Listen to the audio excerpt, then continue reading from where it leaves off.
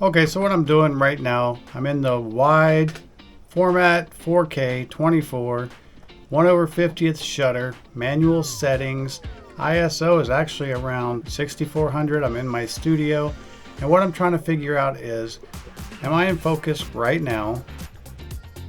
Is my face still blurred like on the other footage that I shot with this camera? I did update to the beta firmware to give it a shot to see if that's going to help at all. So what I'm going to do right now from this point on, now I have color corrected and I've also sharpened in post just to see if in fact that the footage might be able to be fixed in post and with a future firmware update.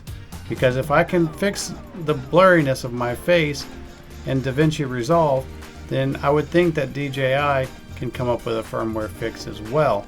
If there's no hope for it in post, then it could be a lens issue. So how does this look? Drop a comment down below on this little super short video. Does it look better after I corrected it? Does it just look over sharpened or worse? Let me know what you think is going to be the solution for the blurry cameras. It seems to be a few good ones out there, but there's also some really bad ones. So is it a quality control issue? Is it a lens issue? Or is it just firmware? I'm Steve WB. I'm out.